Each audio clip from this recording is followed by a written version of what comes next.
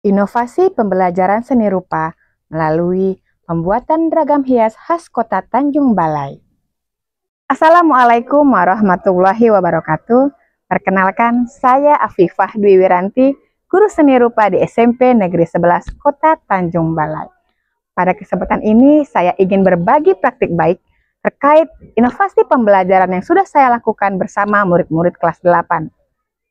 Inovasi ini berfokus pada pembuatan ragam hias khas Kota Tanjung Balai, sebuah karya yang lahir dari budaya lokal kita sendiri. Kota Tanjung Balai dikenal sebagai kota pesisir dengan kekayaan laut yang melimpah dan budaya yang unik. Namun hingga saat ini, belum ada ragam hias yang secara resmi mewakili identitas visual kota kita. Padahal ragam hias memiliki peran penting sebagai simbol kebudayaan yang dapat diwariskan kepada generasi-generasi berikutnya. Dalam pembelajaran seni rupa, murid biasanya hanya menggambar atau meniru pola dari luar daerah. Mereka lebih mengenal batik Jawa atau ornamen-ornamen modern lainnya dibandingkan potensi budaya dari kotanya sendiri. Disinilah tantangannya, bagaimana pembelajaran seni rupa bisa menghadirkan karya yang tidak hanya indah, tetapi juga mengakar pada identitas lokal. Merancang proyek ini tentu tidak mudah. Ada banyak tantangan yang harus dihadapi. Pertama, belum adanya referensi ragam hias khas Tanjung Balai. Yang kedua, murid kesulitan membayangkan bentuk motif yang sesuai dengan budaya setempat. Yang ketiga, minimnya literasi visual lokal karena anak-anak lebih sering terpapar desain populer dari internet. Dan terakhir, tidak semua murid memiliki keterampilan menggambar yang baik. Saya menyadari diperlukan strategi khusus agar pembelajaran tidak sekedar menghasilkan gambar, melainkan pengalaman belajar yang mendalam, penuh makna, dan menumbuhkan kecintaan kepada budaya daerah. Untuk menjawab tantangan tersebut, saya menggunakan model pembelajaran project-based learning. Ada 6 langkah utama yang kami lakukan. Yang pertama, menentukan pertanyaan esensial. Saya memancing rasa ingin tahu murid dengan pertanyaan, bagaimana cara kita menciptakan ragam hias khas Tanjung Balai yang dapat mewakili identitas budaya kota kita? Kira apa sih ikon di Tanjung Balai yang bisa menggambarkan kota kita ini? Ya, tenang Bu. Keren, ada yang lain? Bu. Gitu ya? Titik panjang Bu. Titik panjang, oke bisa. Langkah kedua, mendesain perencanaan proyek. Murid dibagi ke dalam kelompok kecil, masing-masing 4-5 orang. Mereka belajar berbagi tugas, berdiskusi, dan bertanggung jawab bersama. Langkah ketiga, menyusun jadwal dan aktivitas. Pertemuan pertama, murid melakukan eksplorasi budaya melalui riset dan observasi lingkungan. Pertemuan kedua, mereka melakukan desain ragam hias dari sketsa manual hingga versi digital.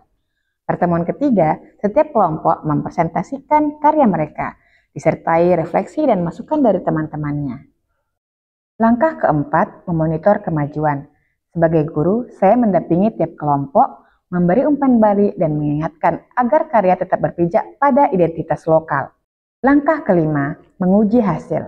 Murid mempresentasikan desain mereka lengkap dengan makna simbol yang digunakan.